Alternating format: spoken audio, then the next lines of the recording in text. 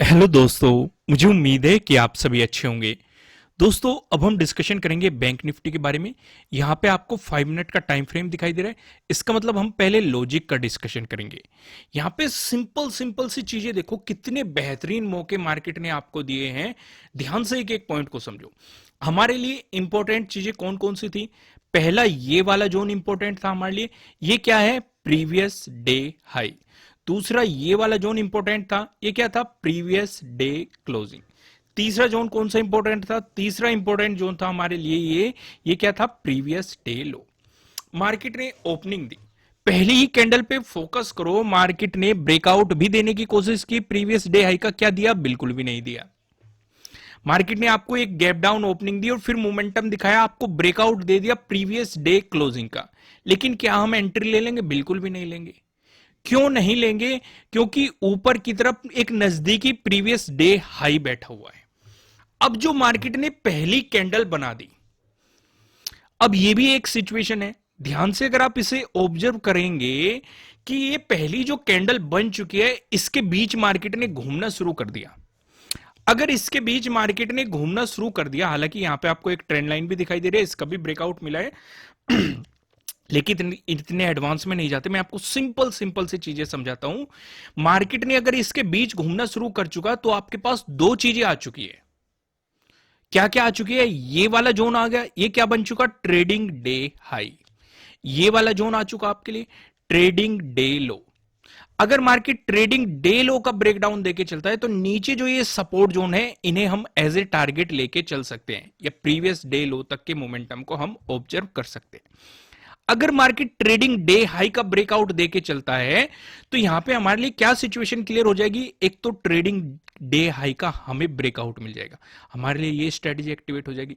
दूसरा, आपको previous day high का भी ब्रेकआउट मिल जाएगा, क्योंकि प्रीवियस डे हाई काफी नजदीक है। भाई, ट्रेडिंग डे हाई ये बैठा है हमारे लिए, प्रीवियस डे हाई ये बैठा हुआ है। दोनों का अगर ब्रेकआउट मिलता है, तो यहां पे प्रीवियस डे हाई का ब्रेकआउट भी मिल रहा है। ये वाली स्ट्रेटेजी भी हमारे लिए एक्टिवेट हो रही है। समझ में आया मैंने क्या समझाया? दो दो स्ट्रेटजी आपको कंफर्मेशन दे रही है। लेकिन मार्केट ने, अगर आप यहां पे देखेंगे, आपको इस वाली कैंडल पे अगर आप फोकस करोगे, सीधे सीधे आपको ब्रेकआउट भी मिल रहा है, प्रीवियस डे हाई का भी ब्रेकआउट मिल रहा है, ट्रेडिंग डे हाई का भी ब्रेकआउट मिल रहा है। सिर्फ इतना ही नहीं, मार्केट ने प्राइस एक्शन भी बनाया है। किसी लेवल का ब्रेकआउट दिया, वापिस आया, रिटेस्ट करा, फिर मोमेंटम दिखाया। एक बेहतरीन प्राइस एक्शन भी मार्केट ने बनाया है। सीधा सीधा आपके लिए टारगेट क्या था? फर्स्ट में जो 2 मई का डे हाई है, वो बताया गया था कि आपके लिए एक रेजिस्टेंस जोन की तरह एक्ट करेगा। और यहां पे आप देखेंगे मार्केट ने मोमेंटम भी दिखाया, आपको ये लेवल अचीव भी हुआ है। इसका ब्रेकआउट दिया, यहां पे भी एक बेहतरीन प्राइस एक्शन बना है। यहां पे भी मार्केट ने एक मोमेंटम दिखाया, तो आपके लिए अपॉर्चुनिटी क्या क्या बनी? देखो, आज का वन साइडेड मोमेंटम था। अगर किसी ने ट्रेलिंग स्टॉप लॉस का भी इस्तेमाल किया होगा, जिन्होंने कोर्स अटेंड किया है, ट्रेलिंग स्टॉप लॉस का इस्तेमाल करते हुए पूरे मोमेंटम को भी कैप्चर करने की कोशिश की होगी, तो पूरा मोमेंटम भी कैप्चर कर लिया होगा। सीधा सीधा बहुत ही सिंपल था। कहीं भी रिट्रेसमेंट नहीं आपको देखने को मिला। सिर्फ और सिर्फ प्राइस एक्शन बनाता हुआ मार्केट चला। इस तरीके से मार्केट प्राइस एक्शन बनाता हुआ चल रहा है। कौन कौन सी स्ट्रेटेजी एक्टिवेट हुई, वो मैं आपको बता देता हूं कि यहां पे कौन कौन सी स्ट्रेटेजी आपके लिए एक्टिवेट हुई है। इन सारी चीजों को मैं हटा लेता हूं। पहली स्ट्रेटेजी आपके लिए एक्टिवेट हुई है, प्रीवियस डे हाई का ब्रेकआउट। यहां पे आपको मोमेंटम मिला था ठीक है। साथ ही साथ अगर आप देखेंगे, यहां पे ट्रेडिंग डे हाई का भी आपको ब्रेकआउट मिल रहा है। ये भी आपके लिए सीधे सीधे एक्टिवेट हुए। सिंपल सिंपल प्राइस एक्शन भी आपको यहां पे मार्केट में देखने को मिला है। और यहां पे आप देखेंगे, इस वाले रेजिस्टेंस जोन का भी आपको ब्रेकआउट मिला है। ये भी सिचुएशन आपको यहां पे देखने को मिली है। ट्रेलिंग स्टॉप लॉस का इस्तेमाल करते हुए बहुत ही बेहतरीन मोमेंटम आपने कैप्चर किया होगा। ऑब्जर्व किया, देखो चीजों को ऑब्जर्व किया करो। अगर सीखने के पर्पज से देखोगे, सीख के आप लोग एक गलती कर देते हो। सीख के तुरंत ही आप ये सोचने लग जाते हो कि आपको तो सब कुछ आ गया। मान लो आपने प्रीवियस डे हाई के ब्रेकआउट वाली स्ट्रेटजी देख ली, प्रॉपर समझ लिया किस तरीके से एंट्री लेनी है, कहां पे स्टॉप लॉस लगाना है, क्या आपका टारगेट होना चाहिए, प्रॉपर समझ में आ गया। आपने ट्रेडिंग डे हाई के ब्रेकआउट वाली स्ट्रेटजी भी समझ ली, एंट्री लेनी पता चल गई, कहां पे स्टॉप लॉस लगाना है, कहां पे टारगेट लगाना है, पता लग गया। अब खेल सिर्फ इतना ही नहीं है। कुछ लोग क्या करते हैं, बस वो ये समझने लगते हैं कि उन्हें तो सब आ गया, और वो पूरा पैसा लेके आता है और एंट्री लेना शुरू कर देते हैं। आपने एक बात सुनी होगी, आपके इमोशंस और आपका पेशेंस बहुत ज्यादा मैटर रखता है मार्केट में, जिसे ट्रेडिंग साइकोलॉजी के नाम से भी आप जानते होंगे, क्योंकि ज्यादातर प्रॉफिट वहीं से बनता है। जैसे ही आपकी स्ट्रेटेजी के अकॉर्डिंग आपने देखा कि भाई मार्केट में एंट्री ले लो और मार्केट में ये मोमेंटम आए, तो आप घबरा गए। अगर सिचुएशन, अगर आपको अपने सेटअप पे भरोसा नहीं है, तो वहीं पे खेल गड़बड़ हो जाता है सारा। तो इसलिए शुरुआत क्या करो, पूरा पैसा डालने की जरूरत नहीं है। कोई भी स्ट्रेटेजी समझ में आ गई, पहला काम करो उसकी बैक टेस्टिंग करो, बैक देखो पीछे जाके कि भाई कब कब स्ट्रेटेजी फेल हुई, क्योंकि कोई भी स्ट्रेटेजी ऐसी नहीं है कि 100% परफेक्ट होगी, वो कभी ना कभी फेल जरूर होगी। कि कब फेल हो रही है, क्यों फेल हो रही है, उसे अपनी नोट्स में ऐड करो, चीजों को ऐड करो, फिर एक एक लोड से शुरुआत करो, फिर लोड साइज इंक्रीज करो। ये मैं क्यों डिस्कस कर रहा हूं, क्योंकि कल मेरे से ये पूछा गया था और मैंने डिस्कस करना भी जरूरी इसलिए समझ लिया, क्योंकि काफी लोग यही गलती करते हैं कि भाई कोर्स अटेंड करते हैं और ये सोचते हैं कि भाई 10 के 10 लाख रुपए लगा दो या 5 लाख रुपए लगा दो, आज ही आप करोड़पति बन जाओगे, आज ही मोटा पैसा बना लो। ऐसा नहीं करना है। Simple simple step by step समझना है। पहले एक लोड से तैयारी करनी है। जब आपको ये लगने लग जाए कि भाई एक महीने तक हमारा लगातार एक लोड से प्रॉफिट हो रहा है, तब लोड साइज इंक्रीज करो, तब और कॉन्फिडेंस आएगा। लोग क्या करते हैं, उल्टी शुरुआत करते हैं, 100 लोड लेके चले गए कि भाई अब तो हमें सब कुछ आता है, फिर लॉस होना शुरू हो गया, पैसे कम हो गए, 50 लोड से काम कर रहे, फिर लॉस होना शुरू हो गया और पैसे कम हो गए, एक लोड से काम कर रहे। उल्टा कर रहे हैं। करना हमें इसके जस्ट अपोजिट है। पहले कम लोड से शुरुआत करनी और कॉन्फिडेंस लेना है, क्योंकि अगर इसमें हम गलती करेंगे एक लोड में, तो हमारा लॉस भी कम होगा। 100 लोड में आप काम करोगे, उसमें लॉस ज्यादा होगा। एक ही पॉइंट मोमेंटम करते ही आपका इतना बड़ा लॉस, यानी कि आप पे मतलब कंट्रोल करना नहीं आने का। कम लोट में आपको कम लॉस दिखाई देगा, कम प्रॉफिट दिखाई देगा, लेकिन आपका नॉलेज बढ़ जाएगा, आपका एक्सपीरियंस बढ़ जाएगा, आपके काम करने का तरीका बढ़ जाएगा, आपकी स्किल पॉलिश होनी शुरू हो जाएगी। मार्केट को आप समझने लग जाओगे, प्राइस एक्शन को समझने लग जाओगे, सिंपल रिट्रेसमेंट को समझने लग जाओगे, सेटअप कब फेल होता है वो समझने लग जाओगे, कब सेटअप सक्सेस होता है वो समझने लग जाएंगे। क्योंकि अगर ये चीजें आपकी समझ में आने लगी, मैं आपको एक और एग्जांपल देता हूं। मान लो मार्केट इस तरीके से मोमेंटम कर रहा है, आपको पता है कि भाई ऊपर जाएगा, रिट्रेस करेगा, फिर जाएगा, फिर मोमेंटम करेगा, इस तरीके से मोमेंटम करेगा, तो आपको क्वांटिटी भी ऐड करनी आ जाएगी। मान लो यहां से आपने एक लोड से शुरुआत करी, ये मोमेंटम आया, आपको दिख रहा है कि बेहतरीन प्राइस एक्शन बन रहा है, कुछ क्वांटिटी और ऐड कर दो। फिर आपको ये दिख रहा है कि बेहतरीन मोमेंटम बन रहा है, कुछ क्वांटिटी और ऐड कर दो। हमारा स्टॉप लॉस यहां पड़ा हुआ है, कोई बात नहीं, ट्रेल करके यहां लगा दो, फिर यहां लगा दो। यानी कि आपको मोमेंटम के दोनों तरफ से काफी कुछ सीखने को मिलेगा। तो इसलिए शुरुआत बहुत ही कम लोड से करो, जब तक कि आपको प्रॉपर चीजें समझ में ना आने लग जाए।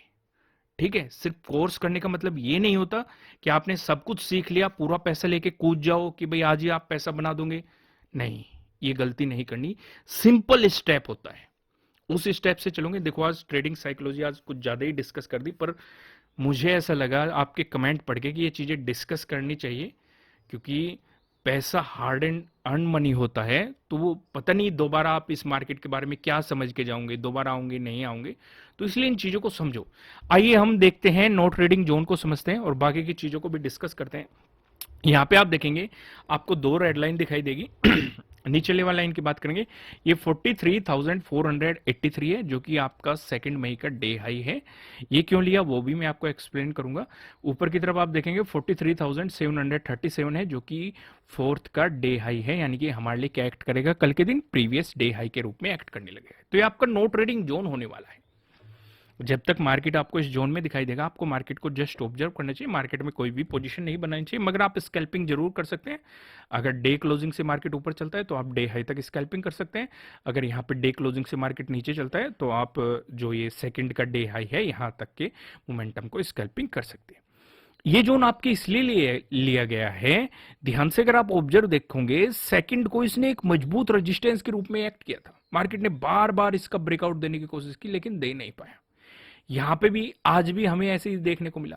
भाई पहले रेजिस्टेंस की तरह एक्ट किया, फिर ब्रेकआउट दे दिया, प्राइस ऊपर सस्टेन नहीं कर पाया, फिर नीचे आ गया, फिर से ब्रेकडाउन दे दिया, फिर से ब्रेकआउट दिया, रीटेस्ट करके सपोर्ट लिया, मोमेंटम दिखा दिया।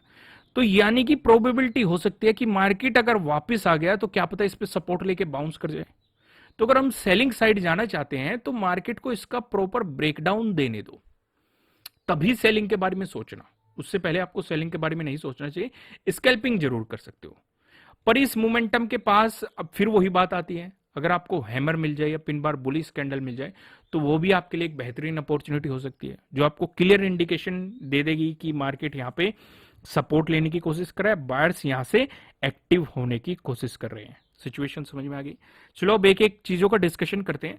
अगर फ्लैट ओपन होके मार्केट दिखाता है आपको पॉजिटिव मोमेंटम, उस सिचुएशन में हम क्या करेंगे, डे हाई के ब्रेकआउट का इंतजार करेंगे। किसके डे हाई के? फोर्थ के डे हाई के।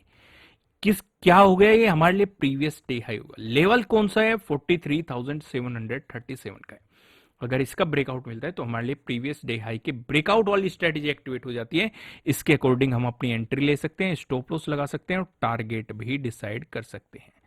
चीजें क्लियर हो गई। अगर मार्केट आपको इस तरीके से मोमेंटम दिखाता है, ऊपर की तरफ इंपॉर्टेंट लेवल कौन सा हो जाएगा? 44,000 वाला लेवल। एक तो राउंड लेवल है, दूसरा हम यहां पे जाते ही राउंड लेवल के पास जाते ही हम क्या करते हैं, प्रॉफिट बुकिंग करते हैं और प्राइस एक्शन देखते हैं क्या बन रहा है।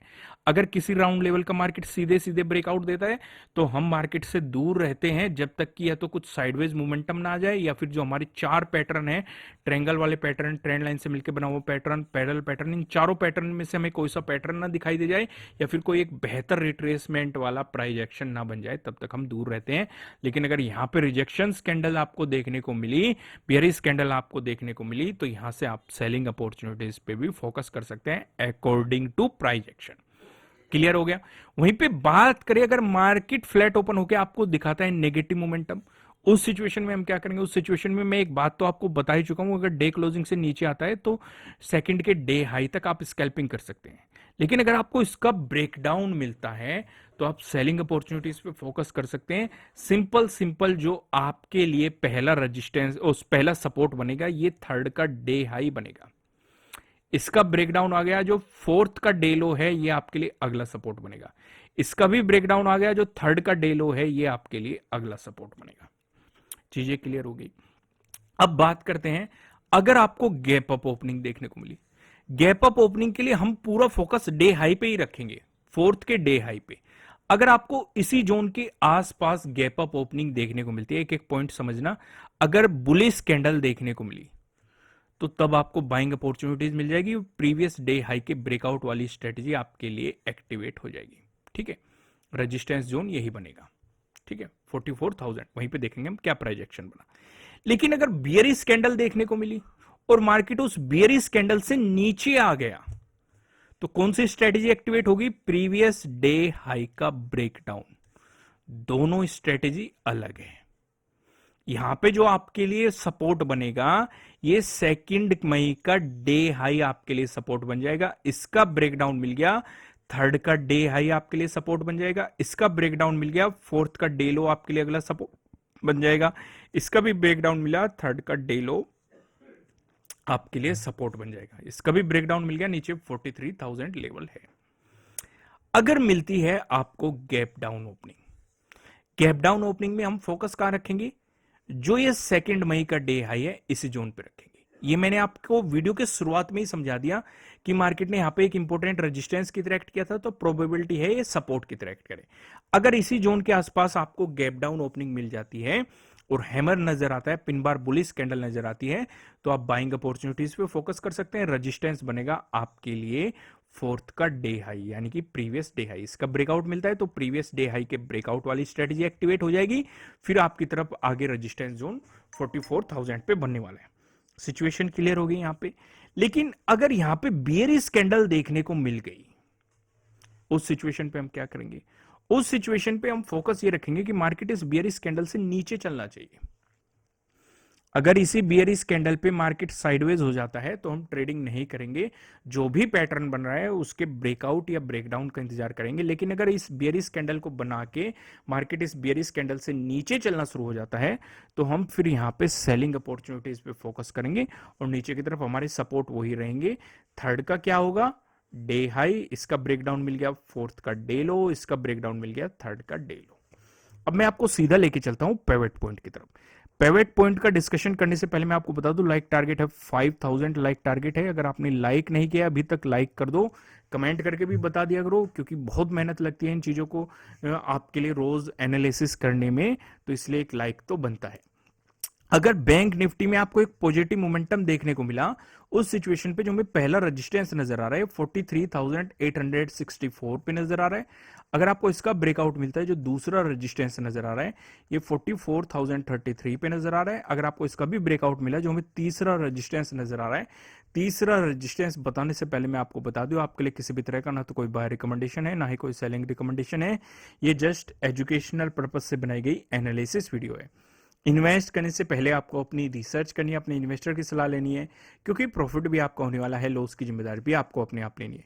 जो यहाँ पे हमें तीसरा रजिस्टेंस नजर आ रहा है 44,214 पे नजर आ रहा है। वहीं पे बात करें, अगर आपको बैंक निफ्टी में एक नेगेटिव मोमेंटम देखने को मिला, उस सिचुएशन पे जो हमें पहला सपोर्ट नजर आ रहा है 43,525 पे नजर आ रहा है। अगर आपको इसका भी ब्रेकडाउन मिलता है, जो दूसरा सपोर्ट नजर आ रहा है 43,420 पे नजर आ रहा है। अगर आपको इसका भी ब्रेकडाउन मिलता है, जो आपको तीसरा सपोर्ट नजर आ रहा है 43,248 पे आपको यहाँ पे तीसरा सपोर्ट देखने के लिए मिल रहा है। दोस्तों, इस वीडियो को लाइक कीजिएगा, कमेंट करके मुझे बताना आपको एनालिसिस कैसे लग रहा है, आपके लिए कितनी हेल्पफुल है। नए हो चैनल पे सब्सक्राइब करना और बेल आइकन प्रेस करना, जिससे आपको आने वाली वीडियोस के नोटिफिकेशन मिल सकेंगे। फिलहाल इस वीडियो में इतना ही, फिर मिलेंगे किसी नेक्स्ट वीडियो में किसी अच्छे कंटेंट के साथ। Thank you.